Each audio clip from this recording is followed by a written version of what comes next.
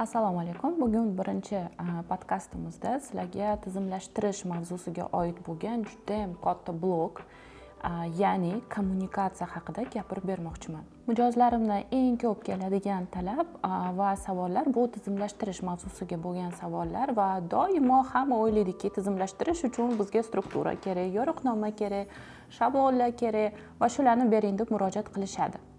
Lekin doim aytaman, strukturani chizish bu umumiy ishni 5% xolos. Nimaga deganda, eng asosiy ko'rsatkichlardan biri tizim yaralayotganini, bu kommunikatsiyalarni yo'lga qo'yish. Keling, nima uchun kompaniyada kommunikatsiyalar bunaqa muhim ahamiyatga egaligini va bunaqa qiyin jarayon hisoblanishini bugun ko'rib chiqamiz.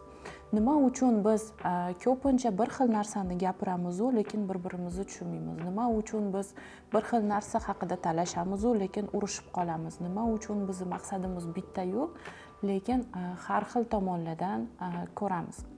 Shu savollarga javob topish uchun bugun men sizlarga kommunikatsiya sxemasini taqdim qilmoqchiman va shu haqida gapirib bermoqchiman.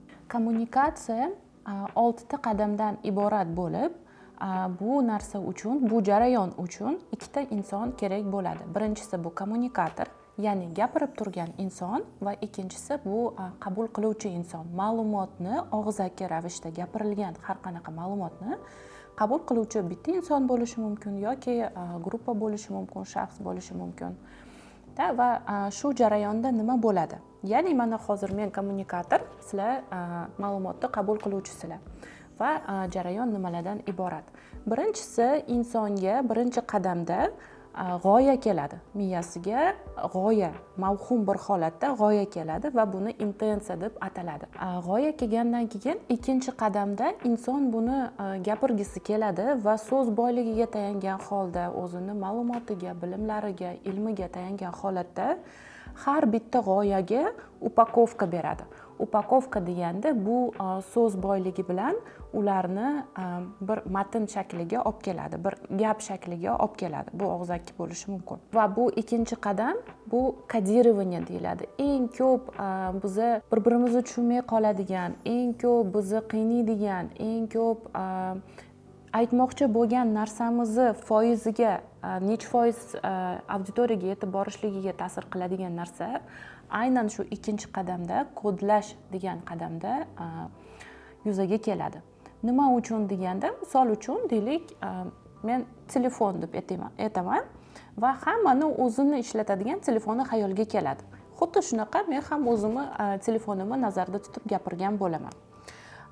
Yoki yana bitta isbot, agar bilsanglar, kitoblarni o'qish jarayonida ko'p kitob o'qiydigan insonlar biladiki, kitobni doim original variantida o'qish kerak. Nima uchun deganda, tadqiqotlarga ko'ra, kitob 2 marta, 3 marta bitta tildan ikkinchi tilga tarjima bo'lganda, uni 50% dan ko'p mazmuni, mohiyati, ichidagi tushunchalari yo'qolib ketar ekan. Xuddi shunaqa biz ham o'zimizni fikrlarimizni kodlashtirganimizda, ya'ni so'zlarimiz bilan boyitganimizda, tushuntirmoqchi bo'lib, bu narsa bizni tasavvurlarimizdan kelib chiqib bo'ladi. Bu demak ikkinchi qadam. Uchinchi qadamda nimadan iborat? Uchinchi qadam bu bizni talaffuzimiz. To есть fiziologik holatda biz buni gapirib berishimiz. Bu bizni ohangimiz, gapirish holatimiz, intonatsiyamiz, gapimizni baland yoki past tovushda chiqishligi, shu hammasi uchinchi qadamga kirib keladi va bu mendan chiqib ketgan kommunikatsiyani 50%, ya'ni teng yarmiga kelgan hisoblanadi. O'rtada eshituvchi bilan kommunikatorning o'rtasida doimo baryer bo'ladi. Baryer nimalardan iborat? Bu hozirgi holatda internet to'xtab qolishi bo'lishi mumkin yoki zaryadkalar o'chib qolishi bo'lishi mumkin yoki Wi-Fi o'chib qolishi bo'lishi mumkin. Shu narsalar baryer hisoblanadi. Yoki telefoninglar jiringlab qoldi va sizlar qandaydir chalg'idinglar yoki kimdir chaqirib qoldi, chalg'idinglar. Bu qanaqadir shovqinlar yoki qanaqadir xalaqit beradigan baryerlar orqali jarayonga xalaqit beradigan narsa. Bundan keyin ikkinchi tomon, to есть mendan 50% ga chiqib ketdi bu kommunikatsiya, ikkinchi tomonni jarayoni boshlanadi.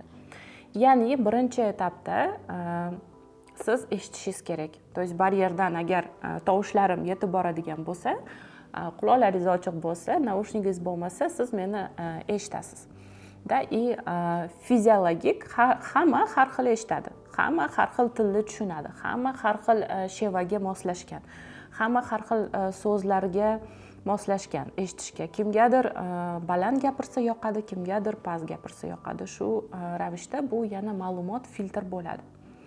Va 5-etapda esa dekodirование, ya'ni men kodlashtirgan, upakovka qilgan g'oyamni sizlar raspakovka qilasizlar. То есть so'z boyligilarga tayangan holda buni ochasizlar va yana mavhumiy abstrakt narsalarga kirib keladi. Raspakovkada har bitta insonni o'zidan tarbiyasidan kelib chiqib, olgan ta'limidan kelib chiqib, ma'lumotidan, kasbidan kelib chiqib, har bitta so'zni qanaqa tushunishidan kelib chiqib bir tushuncha paydo bo'ladi gapirilgan narsa, ma'lumot haqida.